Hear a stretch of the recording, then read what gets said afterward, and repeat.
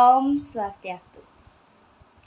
Pada video kali ini saya akan memaparkan teks biografi dari salah satu atlet bulu tangkis Indonesia yaitu Jonathan Christie.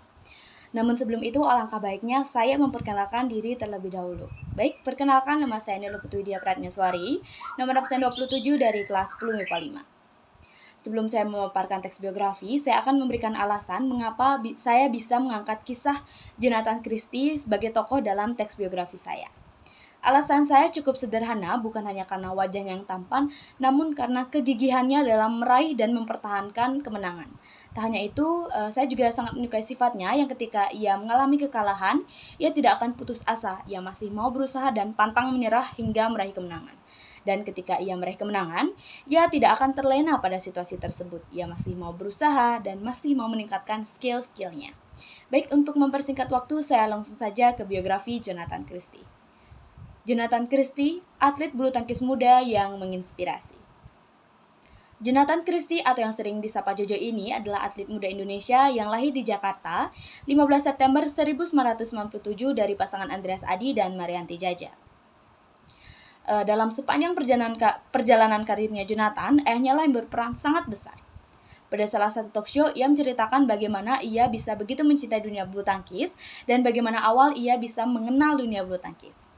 Pada talk show tersebut, ia menceritakan bahwa ayahnya lah yang menyuruh dirinya untuk terjun ke dalam dunia bulu tangkis. Hal itu bermula ketika ia sedang menulis suatu ekstrakurikuler yang pada saat itu ia masih menduduki bangku sekolah dasar. Pada saat itu, ayahnya menyuruh dirinya untuk mengikuti atau bergabung ke dalam kelas bulu tangkis. Alasan beliau karena beliau takut anaknya menjadi hitam lantaran hanya ekstra bulu tangkislah yang pelaksanaannya berada di dalam ruangan. Alasan yang cukup sederhana namun berdampak besar bagi karir seorang Jonathan Christie ini. Sebelumnya ia juga pernah berlatih olahraga lain seperti sepak bola, basket, dan yang lainnya. Namun tetap ayahnya menyuruh dirinya untuk memfokuskan diri di bulu tangkis saja. Setelah itu ia mulai fokus latihan dan mulai serius menekuni bidangnya. Ia juga sempat bergabung di salah satu klub yaitu klub Taurus. Hasil latihan yang keras membuahkan hasil, yaitu ia memperoleh piala dari berbagai jenis turnamen.